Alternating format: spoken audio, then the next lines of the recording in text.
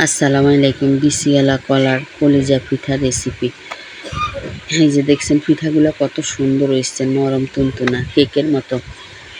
এরপরে এই জায়গার মধ্যে কিছু বিসিওয়ালা কলা নিচ্ছি। এটা কার দেশে কী বলে জানি না, আমগো নোয়াখালীতে বলে এটা আইটগা। এরপর আইটগেটারে ভালো করে সিলি লইছি, লওয়ার পরে এগুলারে ভালো করে আপনার কষালি নিয়ে যতক্ষণ পর্যন্ত বোঝা যাইব না আপনার দানাটা আলাদা হয়ে যাব, কলাটা আলাদা হয়ে যাব, ততক্ষণ পর্যন্ত এগুলারে বসি করে নিয়ে হাজির নিন্দে। হাজিটারে দুই লইলাম, দুই এগুলারে ভালো করে এভাবে সবগুলা বিচি আলাদা করিয়াম আর কলাটা আলাদা করি হেলাইয়াম। করা হয়ে গেছে। এবার এগুলা সবগুলা করা হয়ে গেলে কিনা এই যে এক সাইডে রাখি দিলাম।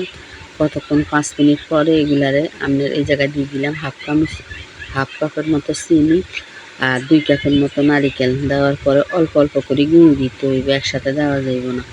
অল্প অল্প করে কিছু কিছু গুঁড়ি দিয়ে একটু মাখতে হইব। এই পিঠাটা যত ভালো করে মাখা যায় ততই মজা হয় খাইতে। এটা ফুলে এই জায়গায় কোনো বেকিং পাউডার বেকিং সোডা কিচ্ছু দিতে হয় না। আগের যুগের নানি দাদিরা এইভাবেই কলিজা পিঠাটা বানাই খাইতো। ওনারা তো চুলার ভিতরে দিত, আমরা চুলায় দিতাম না, পাইপিনে দিই চুলার উপর দিয়ে সাইডে দিয়ে।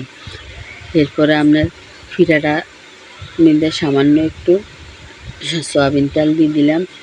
সয়াবিন তেল দিলে হয় কি পিঠাটা সুন্দর হয়, কালারটা বেশি। এরপরে সয়াবিন তেলটা দেওয়া হইলে এগুলারে একটা বড় করে লই, এগুলারে একটু ভালো করে বিছাই দিয়ে দেওয়া হয়ে গেলে কিন্তু এবার ফোল্ড করি, বরফটা দিয়ে একটু পাতলা করে দিতে হবে। বেশি ভারী করে দিলে আমি ভিতরে পিঠার মাঝখানে কাঁচা থাই যাইব। এরপরে এবারে উঠ করি, এবার চুলার উপরে দিয়ে দিলাম বসাই 5 মিনিট। এই পিঠ 5 মিনিট এই পিঠ করি, ওগুলারে ভালো করে করে নেওয়ার পরে এবার হয়ে গেছে। এবার দিয়ে দিয়ে এটার উপরে আপনার ছাই দিয়ে চুলার নিচের আপনার কয়লা দিয়ে দিয়ে কিছু কয়লাটা ভালো করে দিই। এরপরে ঢাকা দিয়ে রাখে দিলাম 40 মিনিটের। 40 মিনিট পর ঢাকাটা উল্টে ছাইগুলো সবগুলো ফালাই দিই উপরের তো পালাই। এরপরে একটা টিনের মধ্যে রাখলাম, রাখি একটা সাইজ যেন পিঠার ভিতরে না যায় ওইভাবে বার করতে হইবে। এরপরে কলার বরফটা আস্তে আস্তে সরাই। এবার এগুলারে ভালো করে পরিষ্কার করে নিতে হইবে।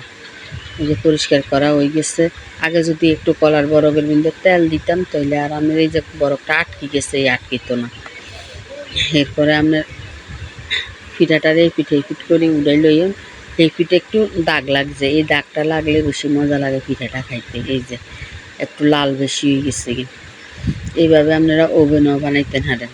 ওভেনও বানাইলেও খুবই মজা হইব, সুন্দর হইব।